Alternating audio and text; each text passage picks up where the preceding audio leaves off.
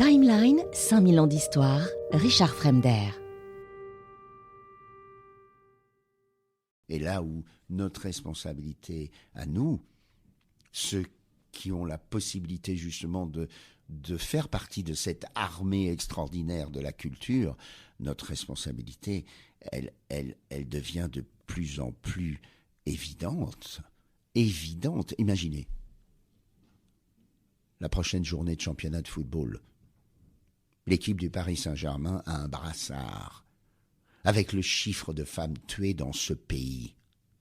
Imaginez, il y en a 191 ou 192. Imaginez, il y a ce chiffre. Le monde entier est au courant immédiatement qu'en France, il y a près de 200 femmes qui ont été tuées.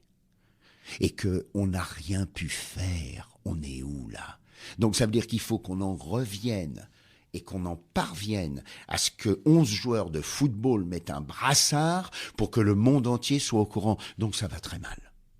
Donc ça va très mal parce que on se dit que finalement l'irresponsabilité de ceux qui pourraient intervenir, elle part de quelque chose de beaucoup plus profond. Et que cette irresponsabilité, elle est en fait scotchée à un irrespect de la femme. Ou plus global, un irrespect total de tout, un renoncement permanent. Une fuite. Plus qu'un renoncement peut-être. D'accord. Difficile d'enchaîner après ça, parce que je ne peux qu'être d'accord, évidemment. Vous pensez, pour aller dans votre sens, vous pensez qu'il pourrait y avoir un Tartuffe musulman ? Je pense que lorsque justement, ce serait quelque chose d'un miroir qui révolutionnerait le monde. Et cette pièce, je suis persuadé que Molière l'écrirait. On est bien d'accord. Dans votre livre, vous dites Molière comédien, Molière acteur. On peut différencier acteur et comédien ou pas du tout? Est-ce qu'il y a une différence entre les deux? Oui. La différence est, de mon point de vue, celle-ci. Un comédien, c'est quelqu'un qui interprète le personnage et qui disparaît lui-même derrière. Par exemple, personne ne sait absolument rien de ce qu'est André Dusselier. Ce qu'il est lui, André, ce qu'il est l'être humain dans la vie, personne n'en sait rien. Parce qu'André est un comédien et que André a toujours créé, composé le personnage.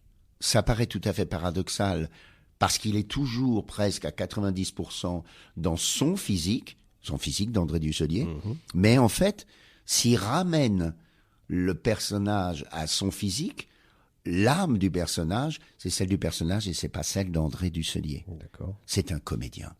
Alors que par contre, il est évident que Fabrice Lucchini est un acteur et pas un comédien. Ça veut dire que quoi qu'il joue, c'est Fabrice Lucchini. Et on est persuadé que Fabrice Lucchini, tel qu'il l'interprète, c'est Fabrice Lucchini dans la vie. Tu passes une soirée avec lui, tu vas au restaurant, tu discutes avec lui, c'est le même. Voilà. C'est tout à fait différent. C'est la raison d'ailleurs pour laquelle Fabrice continue, alors qu'il a mon âge, il continue on est de la même génération, il continue à refuser d'interpréter des pièces de théâtre et justement de porter en avant le rôle au lieu de se porter lui-même. C'est un choix de carrière. Il y a des années, on savait très bien qu'on allait voir sur scène Robert Lamoureux. C'était Robert. Bien sûr. Voilà. Exact. Oui, je comprends. Justement, on est au cœur du sujet, puisque là, vous différenciez dans votre livre Poquelin de Molière. Vous parlez de Poquelin comme étant le docteur Frankenstein, et Molière la créature qui est parvenue au-dessus de son créateur. C'est ça le théâtre de cette époque, c'est-à-dire que l'acteur, ou le comédien, peut aller plus loin que son auteur. Je crois que c'est jusqu'aujourd'hui une suite continue. Par exemple, au début du XXe siècle, c'est exactement ce que Chaplin justement a fait. Charlot, c'est-à-dire Charlot, le personnage, et Chaplin, qui n'a absolument rien à voir avec Charlot. Je pense que au jour d'aujourd'hui, l'image, le cinéma et surtout la télévision, puisque maintenant la télévision est médaille d'or, le cinéma médaille d'argent et le théâtre médaille de bronze pour ce qui est de l'impact populaire et réel sur le monde. Je pense que la télévision nous le prouve avec toutes les séries. Je pense à Francis Perrin, je pense à Jacques Spiesser, je pense à évidemment bon, je vais toutes les citer, Mimi Mati, etc. Je pense que le personnage finit par dévorer le comédien. Et dans la rue, on va pas dire c'est Jacques Spiesser, on va dire oh c'est Magellan. Et c'est vrai que j'aurais à conseiller à un jeune qui nous écoute la voie royale, c'est-à-dire je pense celle aujourd'hui qui me semble presque l'unique voie à entreprendre, c'est d'être dans son métier un comédien. Donc ça veut dire de porter haut le personnage qu'on interprète et d'être dans les médias acteurs. C'est-à-dire qu'aujourd'hui, on a la possibilité que n'avaient pas justement à leur époque de Funès, Gabin, Ventura, Bourvil, Laurence Olivier et tous les autres. C'est-à-dire que Peter O'Toole, on a la possibilité, nous, de montrer qui on est dans les médias, réellement. Voilà, on sait qui est tout d'un coup Jacques Weber, Depardieu, Auteuil, Richard Berry, etc. Parce qu'on les voit dans les médias. Donc on se dit, ils jouent pas un personnage, ils sont eux-mêmes. Ouais, bien sûr. Et puis, cette porter cette espèce de relais qu'on essaye de signifier dans les médias, voilà pourquoi on fait ce métier, voilà pourquoi on a fait ce film, voilà pourquoi on pense que, je pense qu'elle suffit largement à équilibrer ce qui n'existait pas à leur époque. Parce que si, par exemple, reportons-nous en arrière, Jean Gabin avait bénéficié de la même pesée, il serait au Panthéon, Jean Gabin. Oui. Pourquoi ?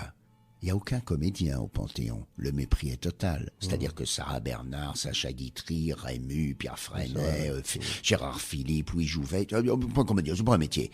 Mais si Jean Gabin était passé dans les médias, alors en 1944, en 45, en 46, on aurait compris que Jean Gabin était un héros. Absolument. Qu'il a vraiment fait la guerre, qu'il a vraiment été décoré, qu'il a été éblouissant, comme Jean Marais, comme pour les îles britanniques, David Niven.